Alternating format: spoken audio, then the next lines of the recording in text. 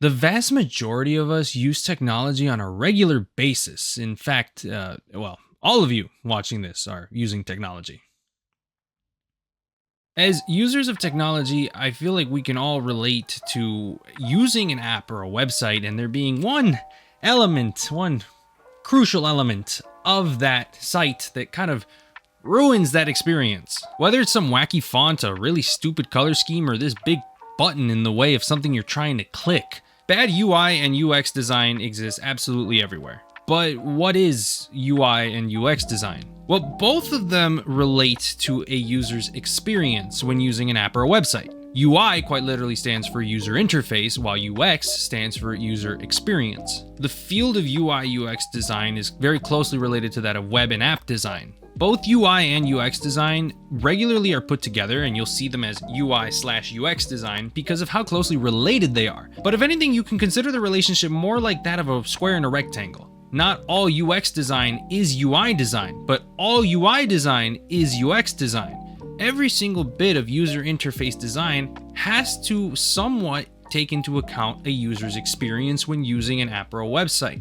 But not all user experience design is necessarily tied to the interface. A very good example of UX design are those little tutorials that usually show up on the bottom or top corner of the screen whenever you're starting to use a brand new piece of software. They're the ones that guide you through the features of a program, and they're great UX design because they look to vastly improve the user experience when trying out a brand new piece of software. It starts to teach you things and guide you. Overall, trying to make your experience using a piece of software a lot more streamlined and comfortable, versus an example of UI design, which is just about any element you can see on the screen, the way a button looks, the colors that are being displayed, the layout of everything, whether it's articles, icons, or even menus. So what exactly would make a piece of UI or UX design bad? What makes them suck? What makes terrible UI or UX design? A good place to start are those really long drop-down menus when you're filling out a form or applying to a job.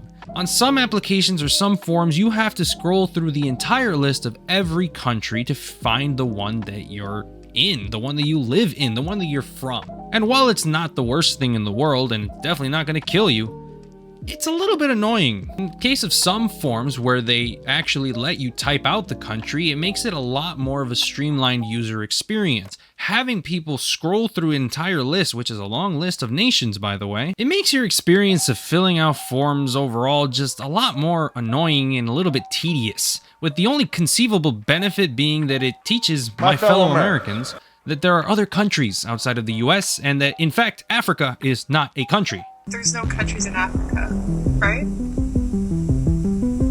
Isn't Africa just one? Another piece of bad UX design, which can be, I guess, a little bit subjective, is found in WhatsApp and Snapchat. Now again, for my fellow Americans that don't know what WhatsApp is, it's a very common messaging app outside of the US that is used by about 90 to 95% of the world. Anytime someone deletes a message in either WhatsApp or Snapchat, there's a big, large display right there for both of you to see, or for the entire group chat to see, that you deleted the message. For some reason, when you delete a message, the app feels it completely necessary to announce that to any person within a 50-mile radius with a giant billboard right there on your phone screen. And then you have to deal with the awkwardness of your boy just texting you back, "Hey gang, what'd you delete?" What if I had a minor spelling mistake and was severely embarrassed? Or what if halfway through trying to flirt, I realized I had absolutely no game and decided to delete the message before the cute girl from Target realized? Overall, it's bad UX design because its existence defeats its function. Something that could be even more subjective in terms of bad UX design is the autoplay that you find on Netflix or other streaming services. Say you're hovering over a show or a movie that you're interested in, you kind of want to read the summary. But then as you're reading the summary, you get blasted with the thunderous noise of the trailer playing at the decibel level of your Mexican neighbor's party next door at 2 a.m. For some people, the loud auto-playing trailer isn't that big of a deal and they just kind of put up with it. But for other people, it can kind of startle you and it's frankly kind of annoying. And with Netflix specifically, if you hover over it long enough, it just starts playing the whole movie. Which sometimes you don't want to watch that movie, you just had some morbid curiosity. If there was a way to switch off that autoplay, there wouldn't be much of an issue there. But it kind of almost forces you into having a specific user experience that annoys some people. Now, a personal experience with pretty bad user experience design comes from the Microsoft Authenticator app. Now, if any of you have ever used this app for school or for work, you may share in my pains. That's right, Microsoft, fuck you. I got a new phone, all right? I had to log into my Microsoft Authenticator app, which I was already logged into on my old phone. Old phone is now dead. I'm gonna have to log into it now. So I need the Microsoft Authenticator app for work. Go to log in to this app. As I input my login credentials, they're all typey. It wants the two-factor authentication. Okay, yeah, that makes perfect sense. Okay, no big deal. What the fuck?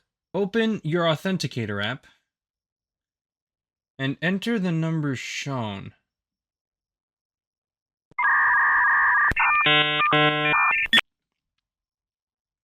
I beg your pardon?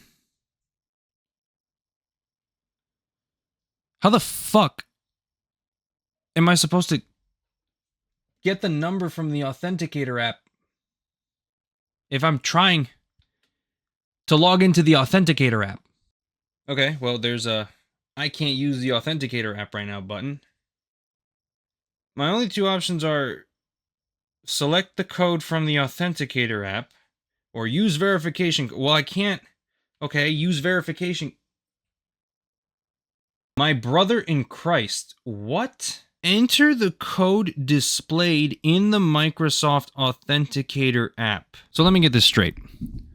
I can't approve the number to log into the Microsoft Authenticator app because I need to get the number from the Authenticator app, which is the same app I'm trying to log into. So my only alternatives are to use the Authenticator app's number or to get a verification code from the Authenticator app. This is bad UX design because it is rage-inducing. Now, on the other side of that same coin is UI design. Bad UI design, that is. And one argument could be made for YouTube's new desktop UI for YouTube Shorts. Two giant fat margins right next to your shorts. It's a little bit kind of wonky to look at, a lot of blank space. And I think the very important thing when it comes to any kind of design, but especially web design, app design, or even graphic design, is not having so much blank space. Making use of the space. Sure, vertical videos aren't exactly optimized for horizontally oriented screens. And this is also very visible in TikTok's website. But I think that a better approach is kind of going with what TikTok has going on when you open the comments on said website. It creates two margins that are smaller and that follow the color of whatever's going on in the video, along with having your comments on the side, your likes and a share kind of features up on top. Add that with a sidebar that has other menus you can visit on YouTube along with the search bar up top. I think it makes a little bit of a better use of the area. Another great example of bad UI is Facebook, and users on Reddit seem to agree. And yes, I mean all of Facebook. Not just parts of Facebook, I mean all of Facebook. All of Facebook sucks. Now, I pretty much never use Facebook. I think that anyone who regularly uses it needs to seek psychiatric help. And the fact that I don't use Facebook is a decision that is greatly helped by the fact that the UI sucks. I occasionally use it for Facebook Marketplace, but also for groups, specifically car show groups, when I want to see what kind of car events are going on in my area. Well, navigating those groups, at least on the app, is absolutely and utterly atrocious. For some odd reason, the actual groups that you joined are up top, real small and kind of just, not that they're invisible, but it's so out of the way. While in giant, bold selections in the middle of the screen, kind of where your eyes typically gravitate, are groups you're not a part of. I get it. You want to push the groups feature and get people to join groups. But wouldn't it make more sense to have your joined groups be the thing smack in the middle? And then any suggested groups kind of be either off to the side or on the bottom? And that kind of leads into the next thing, which is that something that can really make UI suck is poor element prioritization. Somewhat minor example can be found with Spotify. mainly the app. If you're an avid user of Spotify, you know where the home and the search and the library buttons all are. They're at the bottom of the screen. But for something that's supposed to be a main feature, being search, home, and library, it's kind of weird that they're at the bottom and a little out of the way. Normally apps have search bars already on the home screen because people just kind of gravitate towards the top to search whatever they're looking for, but for some reason it's on a completely different page with the button being at the bottom, which is just a little bit wonky. People's eyes don't usually gravitate towards the bottom of a screen or really the bottom of anything. They kind of usually go for the center or the top, something that's more natural in terms of where your eyesight is going to end up falling. The reality is that bad UI and UX design will frankly always exist. It is the human way. The way of screwing things up. But if you guys did enjoy this video and you want to see more like it, make sure to leave a like, comment, subscribe, turn on the post notifications, follow me on my social medias. All those links are down in the description. And I hope that wherever you guys are, whenever you guys are watching this video, you have a great, wonderful day. I'll see you guys in the next one. Peace out.